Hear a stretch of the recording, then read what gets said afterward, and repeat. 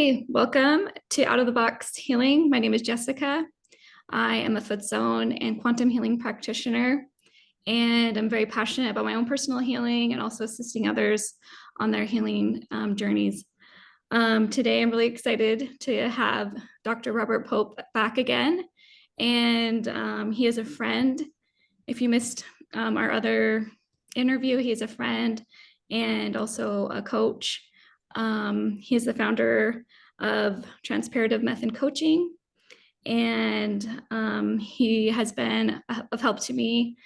I had the privilege of taking a few coaching sessions with him where he helped me reprocess through different forms of abuse that I've experienced and just working through unhealthy limiting beliefs that I've carried. So I'm really thrilled to have Robert here again today. And Robert, before we get started, is there anything more you would like to share about who you are with the viewers? Thank you. Sometimes I think it's helpful for the viewers to have a sense of where somebody comes from. The topic today is we're really looking at this evolution of consciousness. I have a religious background. I have moved into a more broader, I think, more spiritual based than particular doctrinal base. And my experience has actually started as a chiropractor over the years as I learned to deal with humans, us humans, and what it takes for healing to happen. So there's a healing aspect to what I do, and there's the coaching piece. And as I learned more and more about the connection between the body and the mind, and I saw that so much of our perception and consciousness, how we see the world, drives how we are physically, how we react and respond to one another. And so the trainings and the experiences that I've gained over the last 40, 50 years or so have led to, a big, broad base of interaction. So I don't know what else to tell you. I'm married. I've got 5 kids. We've got a bunch of grandkids. It's just life is rich that way. And I'll be into my 70th year this month. So my life gives me some time, experience over time, some experience through suffering, experience through awakenings, so all the things that we do and struggle. And it's pretty, So that's what's there. I love coaching. I love being with individuals and really getting to know them and seeing what's running in the background that has their life work and what doesn't work. When it doesn't work, what we do to alter the way things occur for them, and which gives them a new way of being and acting that has life show up more with more joy and peace and workability, basically. Yeah, it's important work. I love what you're doing. And if you want to know more about Robert, you can, we'll leave a link below to our last video where we talk about the God within connection. And I really loved having that conversation with you, Robert.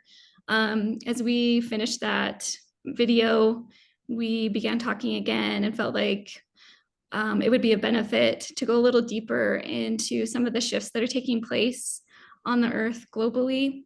And so I'm really excited to have this conversation. I think there's a lot of depth to it, and we probably could spend a lot of time, even more so than just today, about this topic. So let's, if we could just go forward with that. Let's see. So as we've discussed this, we've talked about how there's been essentially it's been known as the fall of mankind, where we've descended into a lower level of consciousness as a planet. Robert, would you go more into this and what this is and just give more detail about this, please? Well, let me put it in perspective from a soul's perspective. Maybe that'll help. Okay. I think as a soul, the soul is interested in having a great depth of experience. Mm-hmm. And the soul exists in a much higher level of awareness and consciousness than the aspect of the soul that's projected into this place and time, in this form, in this body. And in that desire to have many experiences, one of the things you can imagine would be, well, what if we went into a place where we started to forget who we are, and we get deeper and deeper into that forgetting, and as we do that, we descend in different levels of consciousness. You could say it like different levels of different dimensional levels of expression and experience. And we typically relate to where we are here as a third dimensional reality, a third, fourth dimensional reality. And the idea that it's in this journey of descension, at some point in time, it turns around and starts to ascend. So let's say, in my understanding, as a planet, as a species, individuals, there is a movement of ascension. We're seeing it in many, many ways. We see it in industry, we see it in technology, we see it in human interactions, and we see some really high positive behaviors, and then we see some pretty low dysfunctional behaviors. And I see in myself the highs and the lows as it shows up at various times, depending on what's going on in my life, what I'm dealing with. And the idea that we're ascending is one of those really fascinating things. You may hear about it, more conversations on the internet and different podcasts and things and books, and people are talking about a movement, an awakening, if you will. So consider awakening as the same as ascending, and ascending means we're moving up in frequencies. We're moving to frequencies of greater light. There's more awareness of love and connection and union. Where before there was less light, we felt ourselves pretty much separate and alone, struggling and fighting for survival. And if you look at the world in one way, it looks like we're back in a lot of survival mechanisms, a lot of arguing and fighting and contention. Yet from a higher perspective, there's so much more awake beings on the planet talking about something greater than what we've had. And not that they haven't had awake beings on the planets all along at some point along the journey, but there's just to be a greater number and accessibility, maybe due to the internet and just the way we connect with one another, and the conversations are available. So the Bible talks about in the beginning that Adam fell. Adam and Eve were in the garden, and they partook of the fruit, and then they got kicked out of the garden, and it was like there was a fall. You can see it as an allegory of living in a state of paradise, and then choosing to learn through duality, the good and the bad, the right and the wrong. So as we moved into duality, there was a necessary to drop in frequency, drop in consciousness, where the good and bad could be distinguished and seen. So here in this world, in this third dimensional reality, we are polarized. There's a lot of right and wrong, good and bad conversations. We're in a realm where we judge. And we're also in a particular configuration energetically where what we believe is made manifest. And we see the effects of our beliefs. And when we start to wake up, that what I'm seeing is the effect of what I project from my belief systems. And I'm interacting with the world through a projected reality that comes from here that I project and then perceive out into the world. So what I believe manifests. We've been talking about it like the law of attraction. You change your beliefs, change your frequency, start to focus on what feels good, what you want, and all of a sudden more of what you want shows up and less of what you don't want shows up. But we have to first go through a lot of educational learnings where I think we discover for ourselves what we really do want and what we don't want. I think in the beginning, we look for pleasure and avoid pain. So there's this realm of pleasure and pain seeking. We have an aspect of the mind that processes duality, processes primarily from a fear foundation, from a belief in lack and separation. We'll call that the fearful mind, or we call it the egoic mind, or the personal mind. There's lots of different ways we talk about it. And then there's a greater aspect of mind, which would be the whole mind, or the mind of the Christ mind, the one mind, the universal mind. And from that mindset, duality isn't the way we see it. inside of the belief in separation. So we're moving, I guess, out of fear. And the only way I know that we can actually move out of fear is to see everything that has been fearful as fear. Does that make sense? I can't move beyond fear until I'm willing to look fear right in the face and feel it and walk right through this thing and to see that what I thought was real was only an illusion. And that's a hero's journey. It takes a lot of courage to turn and face and walk into the thing we fear the most to see if it's real or not. And the more one's willing to do that, the more one's willing to sit in their fearful emotions. And you'd say that fearful emotions are all the emotions that are they're the pain and suffering, it's the anger, the bitterness, the shame, the guilt, the fright, the anxiety, the disappointments. And you could go on and on and on about the different negative, what we call negative emotions. But as we start to awaken, we move out of those negative emotions. We stop interpreting the world through the lens of fear and separation. We start to see the world more through a lens of possibilities that are loving and connected and unifying in a way.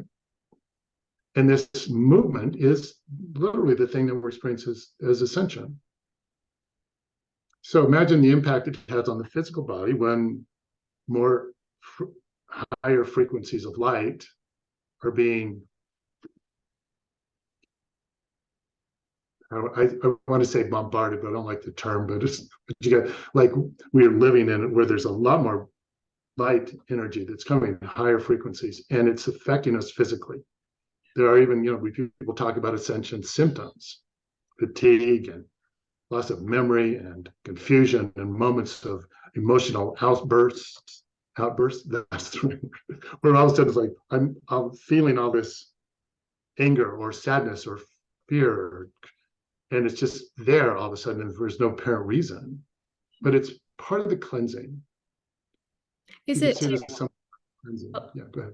Oh, sorry. Is that also, do you think part of that's just memories that are coming up, like in our body system of like what we've lost and now it's coming back? And in a way, it's memory, but a lot more than that. It's actually, I think, energetically, it's frequencies, emotional frequencies that we haven't been willing to process.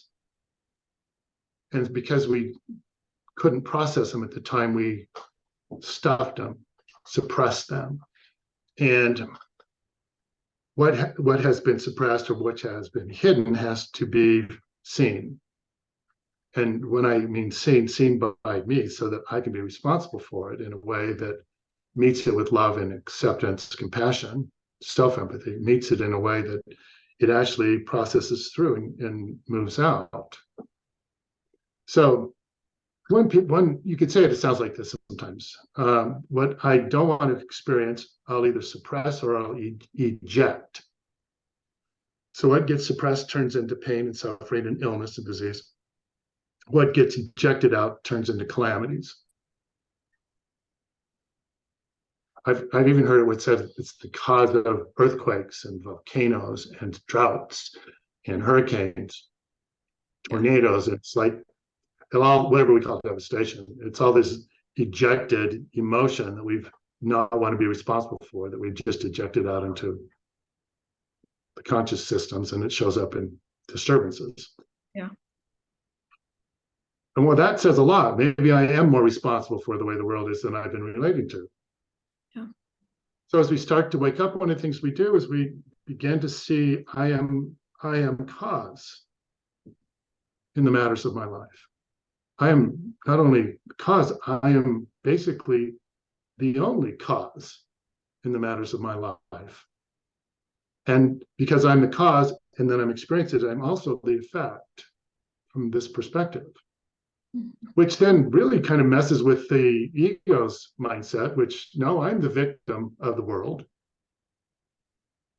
And it's like, if I'm the victim, then somebody has to play the role of the villain. Mm-hmm. Oh, you can play the role of the villain for me, or I can play the role of the villain for you, and we'll do this.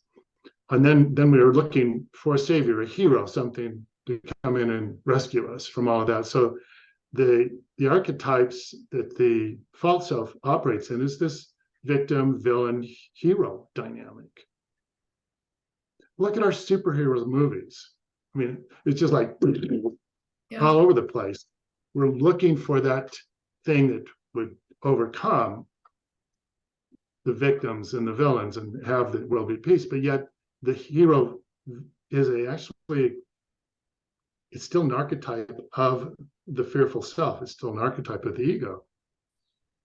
As we transcend the ego, which is the ascension, basically what we're doing, the fear-based consciousness, the idea of the hero changes.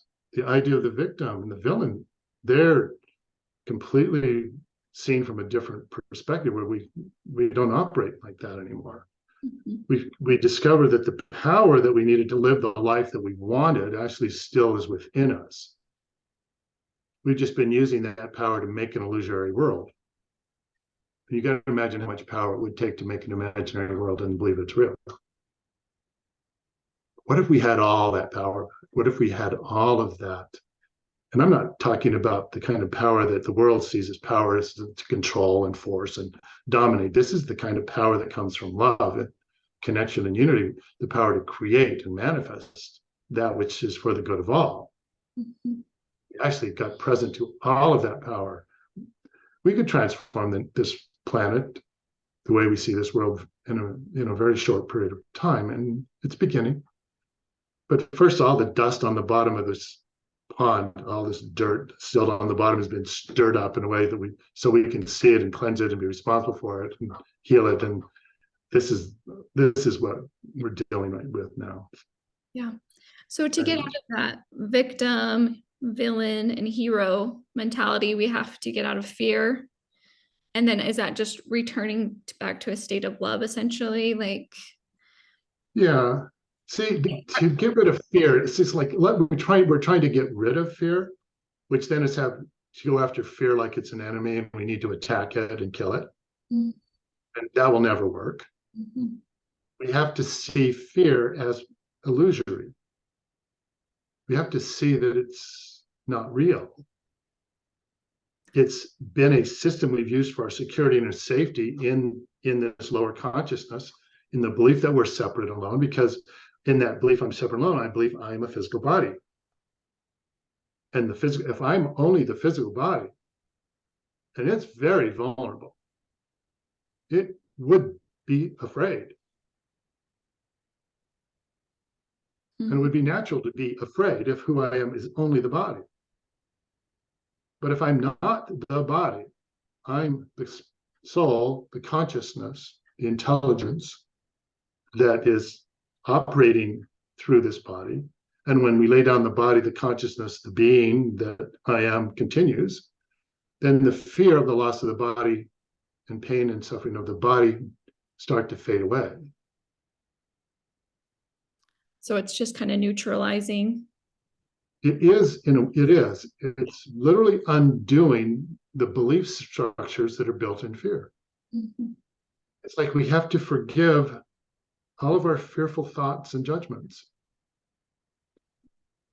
When I grew up, forgiveness looked like, oh, I have to forgive you for what you did to me.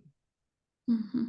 I mean, that was the idea. I have to forgive all the bad things I did. I have to forgive all the bad things somebody else did to me. And it was all of the forgiveness was all pointed at the doing, the behavior.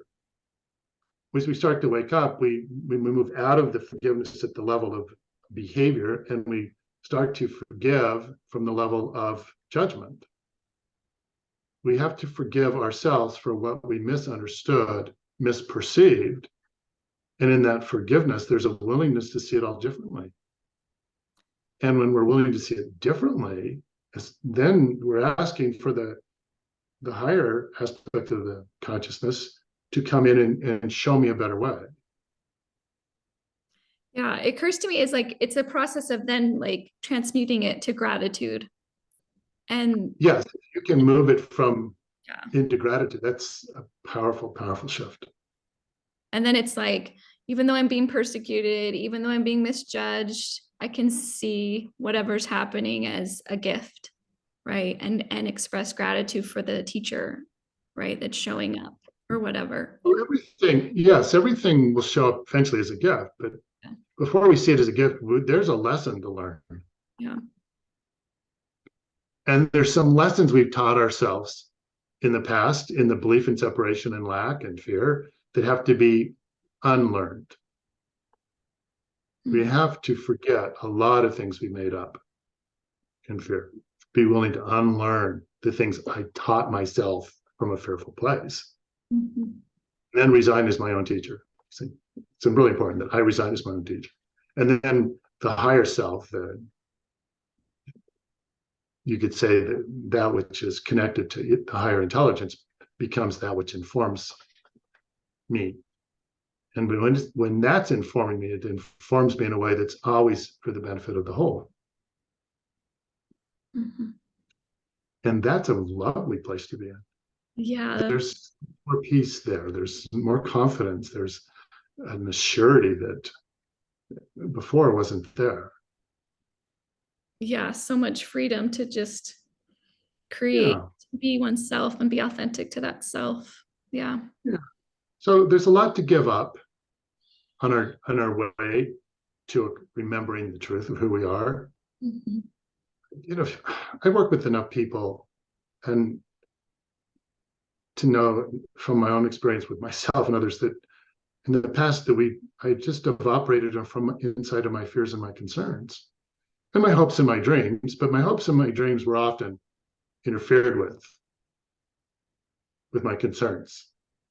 And I say the word interfered with, can you hear fear and interfere? Yeah.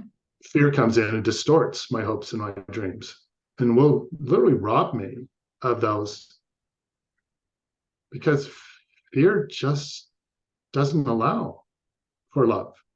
Mm-hmm. Real depth of love. I can't experience love and fear simultaneously. I don't know if you can. You don't know if I But can. I've met anybody who can experience fear and love simultaneously. Yeah. I'm talking love that's powerful. It's Yeah. Right. It's kind of like a lower level love, like, right. it's Or, the ego's version of love. or a counterfeit. Yeah. A counterfeit of the real thing. Yeah. Yeah, it is counterfeit. It's the kind of love that's possessive and controlling and ownershiping. It's like, ooh, It's heavy. Yeah. I love you. And it's like, I'll love you as long as you do what I want. Yeah. As soon as you don't do what I want, or you do something that, I wasn't prepared for or expecting, bam, it's like, I don't love you anymore. Yeah. It's hard. I They're think, very conditional. yeah.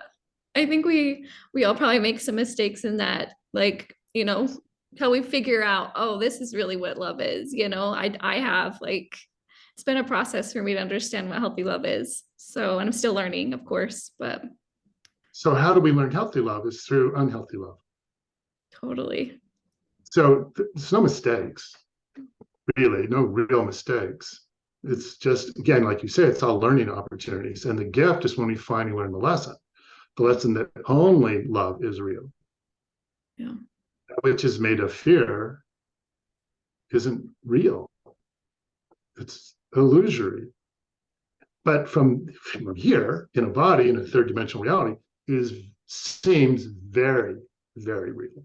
And I'm not wanting to discount anyone's experience of that because to discount it would sometimes diminish the being here, and that's never the intent.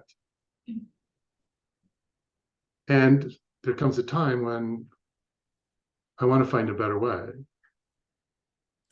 Yeah, because I think there becomes so much suffering, right? In the perceived, like, programming that Yeah. you're kind of like forced to open your eyes to something different or continue to suffer, right? Uh-huh.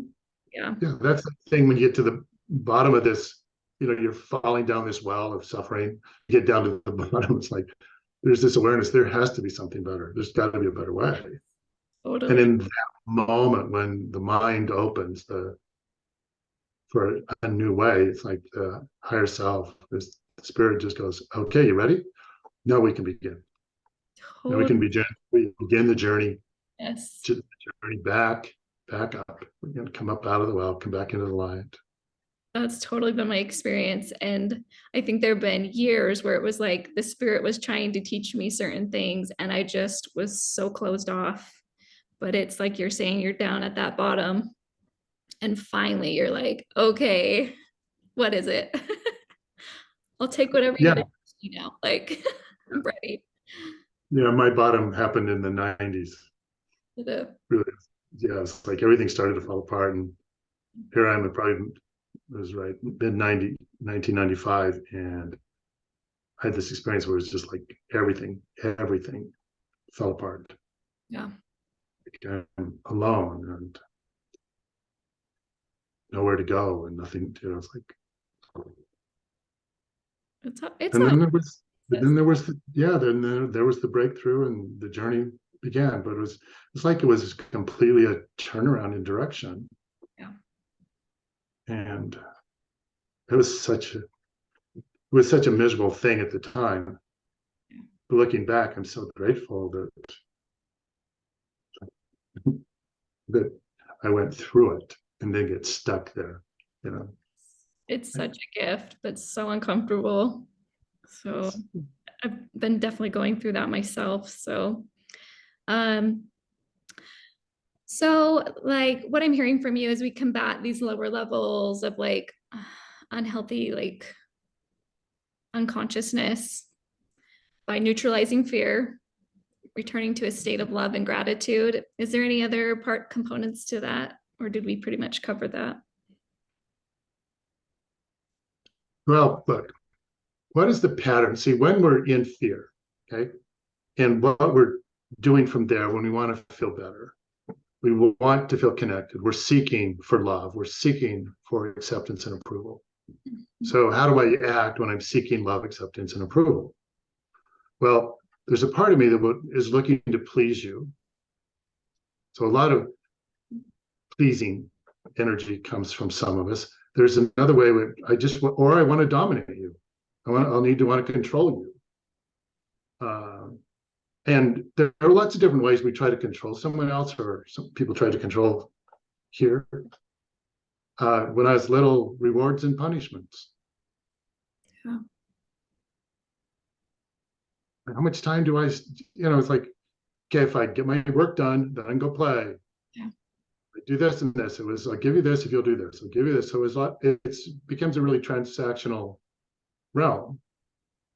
As we start to wake up, we stop looking for rewards. We stop seeking rewards because we wake up into the remembrance that we already have everything, which is a different level of understanding.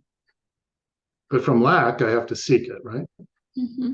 If I believe I'm in lack, as we wake up out of lack, we know we're actually live always and always have been in the realm of abundance. And abundance is an ism.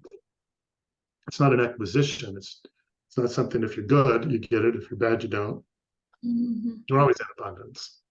We don't recognize it as that, but we always are. The other thing that happens in the world of separation is we're in this realm of judging each other. And you notice when something goes wrong, the most important question the ego wants to ask is, who do we blame? Who's at fault? Is it? Imagine how much time and energy people spend. Who's to blame? Whose fault? It's my fault. And we go into the martyr thing, and we go into the suffering thing, or it's you're to blame, and we go into the attacking and trying to punish. And we spend so much time and energy spinning and spinning and spinning inside of this wheel of suffering and blame and fault. So when I say, well, we wake up to being 100% responsible, I'm not saying I'm to blame. I'm saying I'm cause in the matter of my life. Now, being a cause can be and needs to be free of blame and fault. Because in blame and fault, there's this low conscious morality conversation that's trying to prove what's right and what's wrong and who's good and who's bad and separate and punish and do all this thing that we've been doing for thousands and thousands and thousands of years. Mm-hmm. What if we stopped? What if we stopped and we just held people accountable? We held ourselves accountable. We could account for what we did and what we didn't do. We could account for the impact that it had on another, on society, and on ourselves. We could account for it. We could tell the truth about it. And we tell the truth in a way that we're not going to be punished, but we're going to be understood, gotten. Tell the truth where that which in my belief structure is problematic could be revealed, so it could be upgraded or let go or healed or changed or whatever language you want to put into it. Mm-hmm. But it would be a different conversation.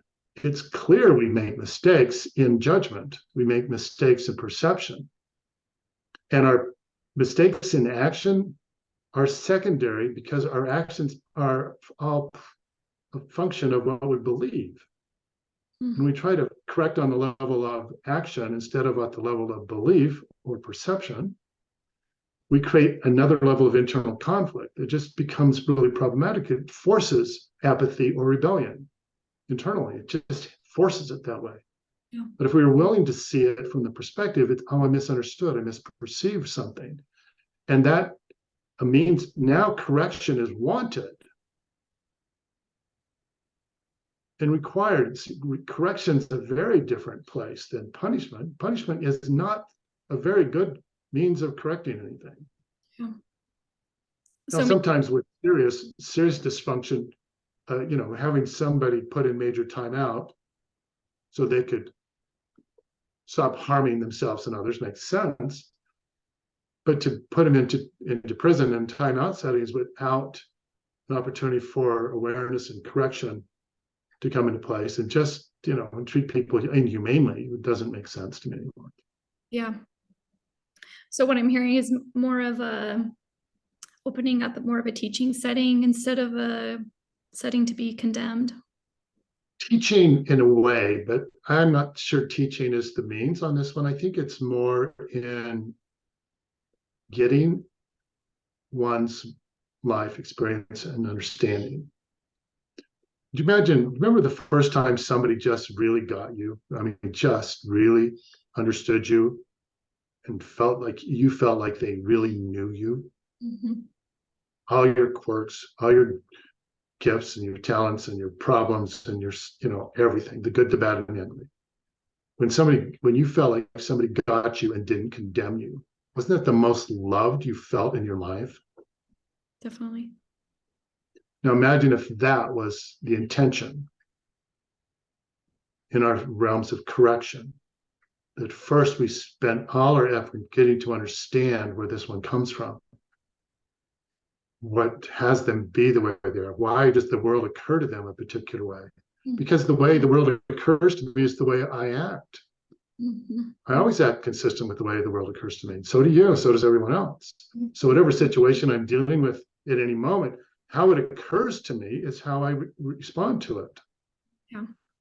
So to try to punish the response without making a correction of the way it occurs, does it make sense to you? If we change the way it occurs, our behavior naturally shifts. Mm-hmm. It would be much harder to understand the occurring of an individual. Yeah, but you're still saying, excuse me, like there's an element of sharing like how this still affects me and so forth. Like if someone's, being abusive or whatnot, like. Sure, share the impact, but see, I'm still responsible for the impact it has on. Mm-hmm. You do what you do to me. And then there's the impact. And what I do with that impact is what leaves me stuck. Mm-hmm. And if I respond in the belief that retaliation is the answer, then I've only increased the amount of suffering on the planet. I've added to the war. Yeah. And when I felt someone really got me and accepted me, then allowed me to really accept me. And in that acceptance of myself, I was no longer seeking that acceptance from you. You could accept me and I would know it and I would believe it was authentic because I'd found that inner acceptance. See, I thought it was your job to love me. to accept me, less going to think somebody else's job, mother's job, and dad's job. And then in the awakening, they loved me the way they loved me. But it was my love that was missing, my acceptance, my allowance and appreciation of me that allowed me to begin to discover the love that was always here, that had been hidden inside of the misperceptions, the wounds of a child, when I misunderstood behaviors, when I was frightened and I decided I was not good enough or not important or not wanted or whatever I had decided as a child. But they were always in moments of my upsets or other people's upset that became upsetting to me, but it was still ultimately my upset. And what I did with it that I was stuck with. And when I could distinguish the difference between what happened and what I made it mean and what I decided, is when true healing began. Mm-hmm. Because I could begin to be responsible for what I had made, and I could change my mind, or I could allow my mind to be changed by the higher self, the higher consciousness. That's the gift. That's the miracle. It's just neutralizing it again, like yeah. Could you imagine that if we got to the place in our understanding that everything that actually happened, the facts were neutral. Mm-hmm. And we really understood that we're never upset over facts. We're only upset over interpretations. Mm-hmm. That the cause of my upset was my interpretation of what happened. Mm-hmm. And when I could distinguish what happened from what I made it mean and what I decided, and then I could undo that or let that go, then what happened was neutralized. We're just back to neutral. Yeah. And then I was not suffering anymore. Then now with what happened is in the past, I don't have to keep dragging it into the future and trying to survive in a way from that. So it's like getting really complete with the past allows for a new reality to begin to arise. And so this new reality, this fifth dimensional reality, we can call it that. You could, from a religious place, I think you could call it, the return of Christ. Mm-hmm. You could see it as the millennial reign of Christ that the Christians have been looking forward to. It's the paradisical glory of the planet. Things just evolve, and the planet that God created, the world that God created that was pristine and beautiful is revealed, but it's been hidden from our view inside of our judgments and our assessments of ourselves and others. Yeah. So how's the access to this? The access to ascension is letting go, forgiving, radically forgiving ourselves and others, radically, for no reason. Just forgive it all. Forgive it all.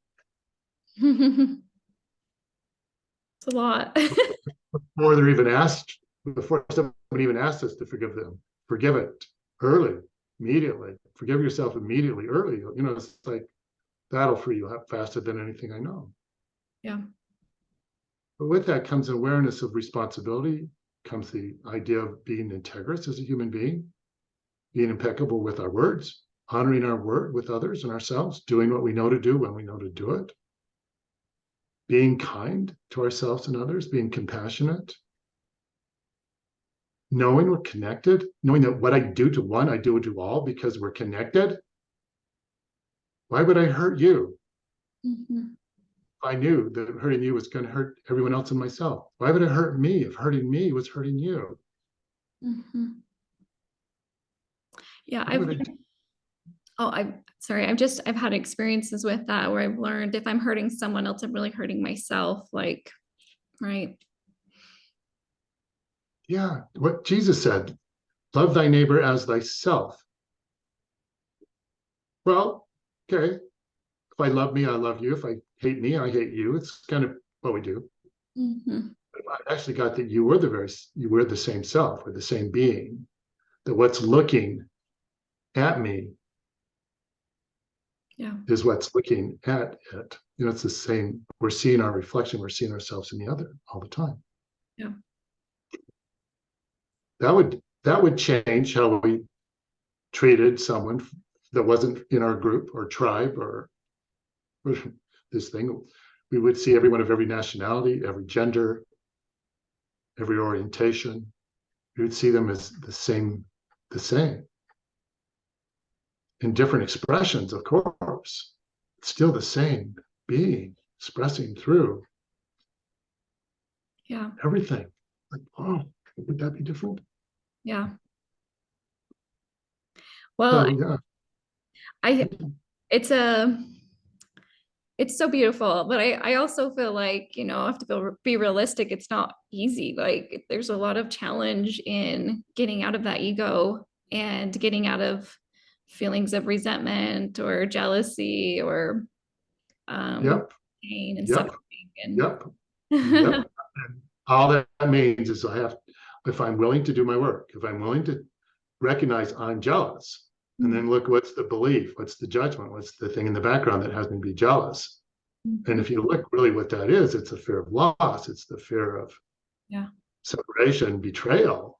Yeah. And then I go, oh my gosh, the betrayal started when I betrayed my true self and took on this false self. Oh, there was the original betrayal. It was here. I was the one who rejected me. Yeah. I was the one who abandoned me. Oh, oh. And every time you abandoned me, I was just feeling what I'd already done here. So I could recognize it. Because if I say you left me, you betrayed me. And then I go, and you do the work long enough, you do the deeper turnaround, you get right to the core. It's like, oh my gosh, I was the one who rejected you and rejected me first. From this perspective. And that's a level of being really responsible and accountable. See, responsible, I'm going to share a definition of responsible that feels kinder than what I've used in the past. Before, responsible was I'm at fault and to blame. And then responsible as I'm causing the matters of my life. And then responsible, the ability to respond, And if I'm being who I am authentically, and I'm a being of love, to respond from love would be responsible. To react from fear would be irresponsible.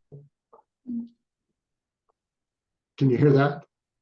It's different. It's like that landed. It was last summer when I heard about a year ago. And it was such a shift. Oh, to respond from love to love. And as we get into this next iteration, you could say the next octave of humanity's evolution, where we know ourselves as love and connection and unity. We know we're God and man. That reality, to know we're God and man, it's an and, not an either or. It's an and. When we know that, oh my gosh, it would be so much kinder. We would love each other because that's our nature. Not because we're supposed to, not because we should. It's because we do. It's just what love does. Yeah. And when you become who you are in truth, it's the easiest thing in the world. And I promise you, anyone listening, when you really understand who you are, you would rather not be anything other than that. It would be the most satisfied, fulfilled you could ever be. Because when you remember who you are, it's the sweetest moments. And we've had twinklings, we've had moments when we've tapped into it, and then we fall back out of it, and we're back in, and then back in our complaints and our judgments and our poor me's and our victims and then we're acting out in our villain energy, and we're trying to rescue somebody else, save them when we can't. We haven't even saved ourselves, which is insane. Yeah. Right. It's interesting because I have a really distinct memory. I think I must have been 5 years old, and my family moved. We lived in Georgia at the time, and it was just a really different culture than Utah, and I have this memory of being so feeling so much love for myself, just like that true connection with God within, and I went over to the neighbors and was playing with their kids one day, and the neighbor, their dad, he looked at me and he was like, you're not as great as you think you are. Like, I don't know, just randomly, he just started kind of putting me down. And here I was, this little girl, and I remember being like so shocked, like like, why would he say that to me? And how can he not see like that I'm good, you know, that I'm love. And um, so I think that kind of applies to this for me because I've often thought about the scripture that Jesus shares where he said he invites us to return as little children. And I really think that's the quest, isn't it? It's that return of our true selves back to that little girl where I really knew myself before the world Yeah, really yeah, like started to be hurt down. And yeah. and I think that's the quest, isn't it? And that's part of this higher law of coming to a higher consciousness again. I think what happens is you return to a state of innocence. You finally have forgiven yourself for everything you made up about yourself, and you start to see you as you were originally, the original, the authentic, the original, which was always whole, always perfect, always complete, innocent. And then we fell into this realm of judgment and separation, and we experienced hell on earth. And there's a point in time when we were done. Okay, but I had to learn I was cause and effect. Now, when you were little, and that man who didn't see you as innocent, you see, the thing was, he wasn't actually responding to you. Yeah. He was responding to something within himself that he was projecting over top of you. Like you were just a character in his movie of not enoughness that was his movie as himself. And so projected that on other people. And we do that all the time, not knowing. So if I don't feel good about myself, it's really easy to negate someone else. Try to make me at least try to make myself better than them so I feel better about myself. Yeah. Which perpetuates the illusion. Yeah. See, the key to this is not better than or worse than, same, Mm-hmm. same, yet different. But it's a paradox. We're the same, yet different. We're equal, we equal in value, different in expression. If we can kind of get that, really start to understand what's going on, nobody's actually responding to you. You're not responding to the one in front of you. You're responding to your story about them, but you have assigned meaning to and value to that comes from here that you project over on top of. So if I project my not enoughness, my lacks and things on you, then I treat you like that because now how you occur to me. You could occur to me as greater than me, which then upsets me. So I got to tear you down so it would be equal, or you can less than me so I can bolster myself up and feel pride. When I see you as my very self, same, equal, it's a completely different relationship. And that's what we're moving into. That's what the 5D operating principles would be. Where it's like we see everything as it's all the same thing. And it's not a thing. Does that mean? It's everything. It's not a thing. And so it's not just that's this and nothing else is that. Does it make sense? It's all God expression. It's all love in form. I was painting a fence a year ago last spring. And I pondered one day. I said, I was just in this. What is this? That was the question. What is this thing? And then I heard Spirit say, it's love. It's love being. This is love being. Being what? Fence or paintbrush or paint, grass. It was love being that. Mm-hmm. That was profound in the shift. You are love being. I am love being. And everyone else and everything else is love being. We really got that. I mean, got it like you get a joke, like you really get it. Mm-hmm. Sound. Yeah. Would you would you judge your neighbor? Yeah. Or would you just so meaning's a crazy thing, isn't it? Yeah. You know how we when I learned that I was the one who gave everything the meaning it had for me, and I could see that there was no real meaning out there. No is meaning out there other than it's love. Mhm. It's like it didn't, nothing, there's no meaning out there. If there was, we'd all agree on it, which would be easy, but we don't. Yeah. But I'm really clear that I had given everything the meaning and the value and the purpose it had for me, what I would use it for.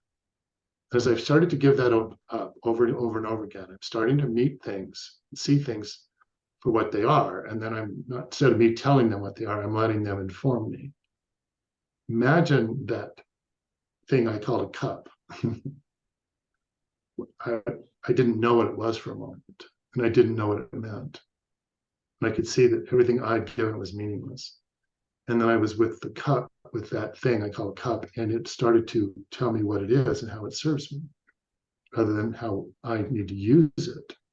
And if I could do that with a cup, I could do that with you. Mm-hmm. Start to see who you are in truth, and you would be revealed to me, and then I would know how you serve, and it wouldn't be something I would be using you for. Mm-hmm. So usury goes away. Yeah. Recognition comes on, acceptance, and it's just such a beautiful thing. Yeah. So you could say nothing is as it seems. Yeah. There's the way everything seems to me. There's the way everything seems to you to be. But it's nothing is the way it seems. Can you hear that? Mm-hmm. So it took, for me, I remember that it took a willingness to be wrong about everything I'd decided in the past. Yeah. Spirit said to me, why don't you develop a passion for being wrong? Mm-hmm.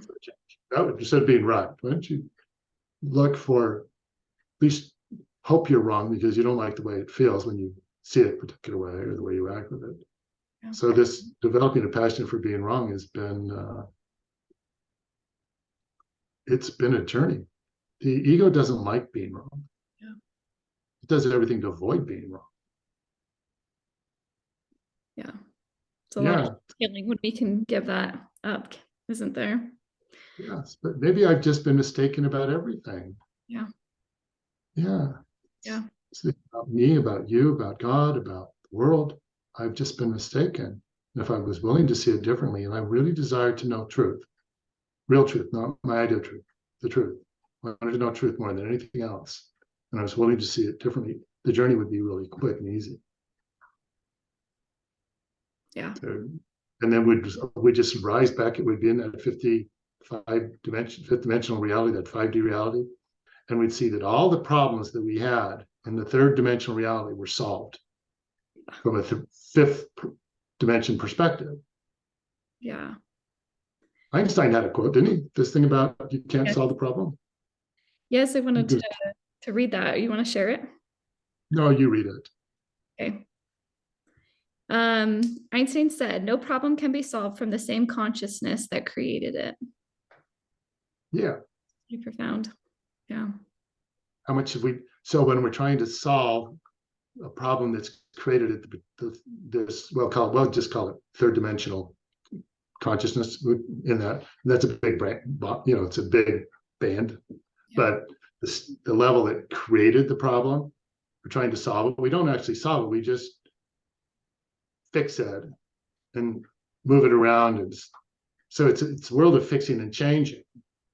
It's not undoing the problem. It's just problem solution. And the new solution becomes the next problem, and then kind of builds up this stack. Yeah. But from a fifth dimensional reality, from a higher perspective, we undo the problem. It's here, the belief in the problem that's here. We undo that here. And then we can deal with whatever there is out here that from a place that's higher, more awareness, there's more information. So all of a sudden we have insights and new possibilities of expression that come out of it, instead of just trying to fix and repair what seems to be broken and damaged. So imagine that we undo all the problems. We undo the belief in the problems that are all third dimensional problems. And we come into the operating systems of the fifth dimensional reality, where we see everything in one in union. We're open to inspiration and revelation and insight that has us everything discovered newly, like everything's made new. And from that perspective, how we deal with everything changes. Yeah. And all the 3D problems are missing. They're just gone. They don't exist. I love that so much. It's one of the reasons I named my YouTube channel Out of the Box Healing, because to me, it's the same concept of, if I'm going to heal, like I realized I have to open my mind. Like, sometimes we get so stuck in our religious beliefs and our health beliefs about how things are supposed to be. And anytime I've done that, I've been rudely awakened to another possibility. But it takes me, going down that well, like you mentioned, and hitting rock bottom and being like, okay, fine, I'll open myself again, because we get so stubborn. Like, I'm so stubborn sometimes in my own belief systems that it's taken a lot for me to see it. So Me too. Me too. yeah. I think human beings by nature have this stubbornness about them. It's part of our anger dynamic. You can't tell me what to do. We get all up in that, and Yeah. when the ego's thought system gets threatened, it becomes vicious. It moves from this suspiciousness to real viciousness. So it's a battle. So sometimes, but the idea is not to try and with the ego, the idea is to see that it's not real and not try to battle. We're not going to overcome the ego by killing it. Yeah. We're not going to overcome by fighting it. We overcome it by only through recognition that it's not the truth. Yeah. And that takes a lot, because the ego wants to solve the problem of the egos. That's what I mean. The ego can never solve the problem of the ego. It really takes the higher self to see that, it was never wasn't real. Yeah. And that's the awakening. That's the movement we're in. So yeah, it's so beautiful. To finish up, one last question, maybe this is a little redundant, but how do we maintain this higher way of being and living? Like, how do you maintain it? Yeah, how do you do you have a final thought? Because I feel like, we're gonna get. It's a really great question. Well, I think the goal is to get there, right? The goal is to stay in that space more than not. So yeah. We are literally in a state right now of maintenance. As soon as we've started to awake, now we're trying to maintain that higher frequency. mm-hmm. And that maintenance state requires a lot of mindfulness, a lot of self-compassion, self-awareness, because we'll see the patterns of the past. We'll see the ego's patterns that want to come up and run our lives again. And to notice them, to be aware of the patterns of the ego. Let's say the ego is completely done. Let's say we're done with the ego, but the patterns of the ego still are running around. So when we see the pattern, we recognize it's a pattern, and then we stop. Take a breath, and remember there's a better way. So it's a constant vigilance. There's a level of vigilance that's against the patterns of the ego, falseness, against that in a way. Not as a war stance, but a vigilance of awareness. So I catch it sooner. So I'm a place where I'm willing for it to show up again. And I'm actually looking forward to it showing up. Because if I'm willing and I'm looking forward to it, when I start to see it, I can catch it and shift it before it's taken hold and is running me. Because sometimes when it takes hold and runs me, it takes me, it can take me hours, days, months, before it's like, oh my gosh, I was in a pattern again. Yeah. So vigilance is a good thing. I would also recommend people spend a lot of time in conversations and sharing with people, others who are committed to operating and living in the 5D reality, in this higher state of love and union. I think it's important that we connect and communicate and share with people who are of higher mind. Mhm. So our conversation is there. We're paying attention to that, which is higher. We're watching podcasts like this, or we're reading materials that have been written from a higher perspective that hold the truth and hold the higher vibrations, the things that you know have you inspired when you read them. Um, spend time in nature, connecting with nature. Spend time in meditation and prayer. But this is a prayer of communion instead of prayers of supplication. So when we're young, God was this Santa Claus in the sky that we asked for things. And if we said enough thank yous, then we could ask for some more. If we said more thank yous, we can ask for some more. It was this kind of a mechanism. We start to wake up. We realize that to ask for something that we already have is not necessary. But we have to first now we're waking up to see the thing I've been asking for is already within me. Mhm.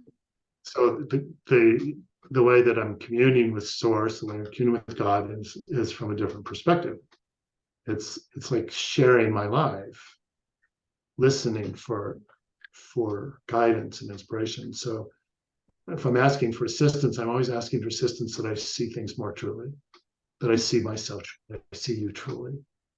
I wanted to see you as you truly are, as the love and the light and the goodness that you are. Mhm. I want to see you as the one in form, the one that's connected, the one who's representing God, Christ, truth. I want to see that. That's what I want to see. And Yeah. when I see that over there, it's because if I can see it there, I can recognize it's here. But if I can't see it over there, it's never truly here. Yeah. That's why in A Course in Miracles, it says, your brother is your savior. And when you see the Christ in him, her, when you see the Christ in your brother is when you'll know, you'll recognize it's here. It's just like forgiveness. I can't know I'm forgiven until I really learn I can forgive another. When I can truly forgive you, then the possibility I could be forgiven becomes real. When I know I love you, when I know there's pure love for you, and it's not a love to get anything from, then I can trust that, I can be loved like that. Mhm. And that's the ultimate love we want in any way from anyone. Just love me for who I am.